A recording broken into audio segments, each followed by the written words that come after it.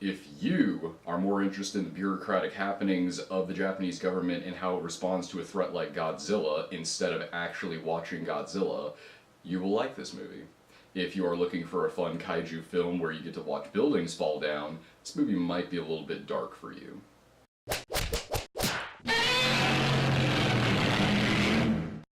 Shin Godzilla, also known as Shin Godzilla in Japan, and also Godzilla Resurgence,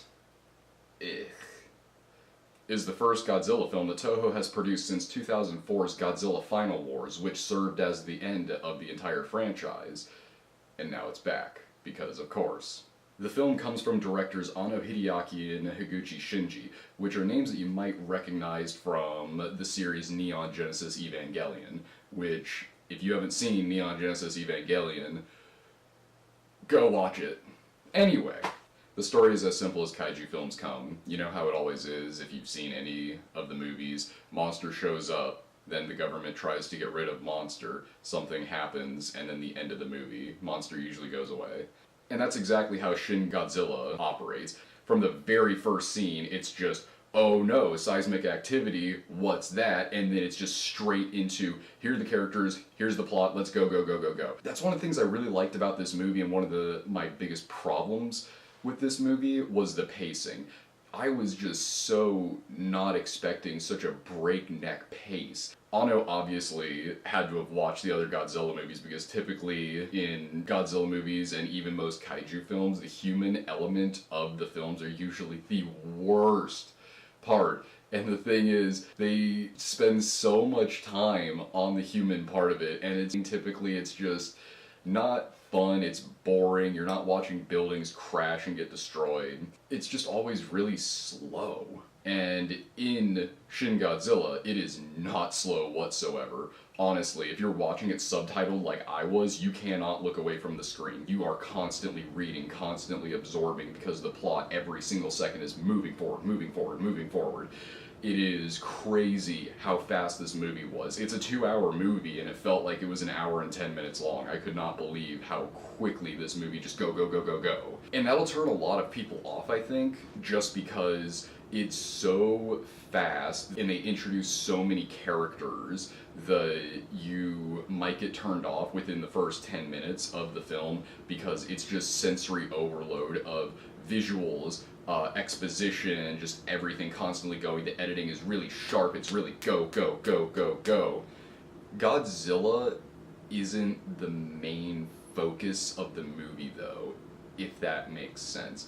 It's really weird how, yes, Godzilla's in the film and is in the film quite a bit, but it isn't the primary source of drama. It's the catalyst for the drama of the film, but it's not the primary source of it.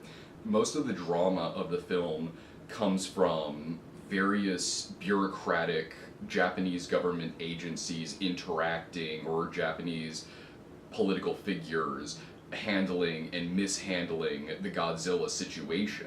This movie is a very big critique on the workings of the Japanese government, and which isn't surprising considering that this entire film is an allegory for the Fukushima incident and how the government bungled and mismanaged that. And normally these scenes of infighting between political figures and everything would be the really boring, slow parts of the Godzilla movie, because it's just like, hurry up, I just want to see you blast, you know, those weird lightning guns at Godzilla like you do in every movie, please.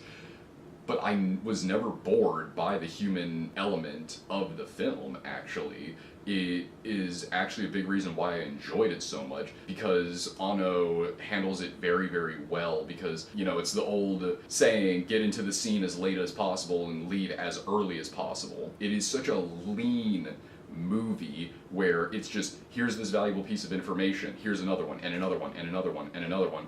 It doesn't ever get bogged down by anything. Now let's get into Higuchi's special effects. This Godzilla is terrifying. Wow. Wow.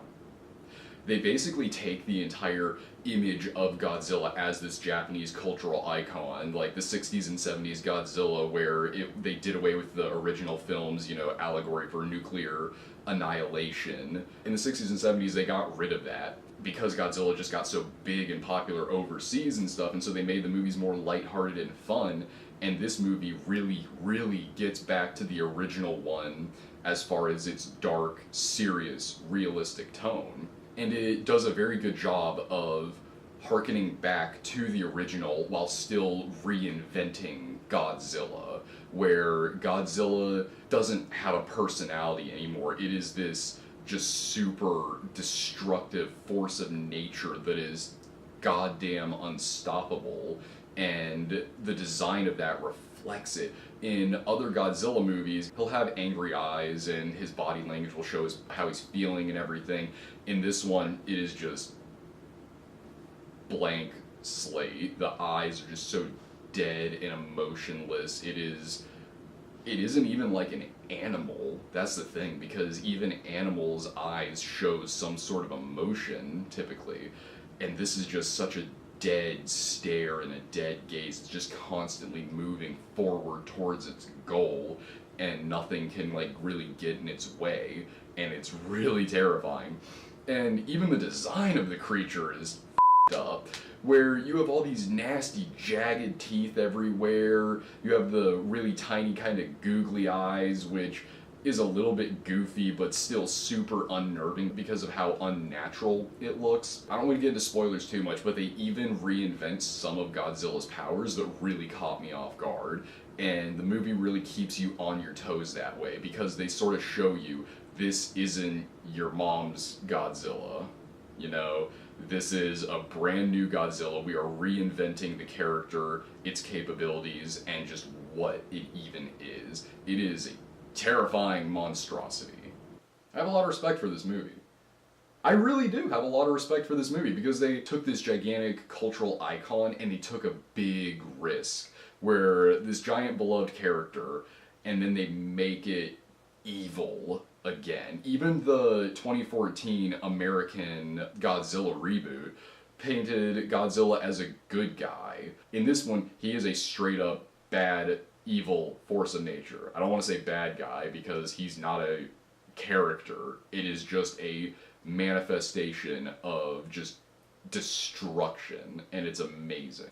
Overall, this is a very well written film, a very well made film, a very well plotted film. I'm just overall very surprised at how consistently good it is. It's not for everybody. If you haven't seen a Godzilla movie before, I want to say give this a shot, but at the same time, you might want to watch the other Godzilla movies first before you get into this one, just because the other ones are lighter and they're simpler too, while this one is just dark and it's very, very dialogue and plot heavy. Never slows down, it's just constantly fast, just move the plot forward. So yeah, totally watch it. I recommend it.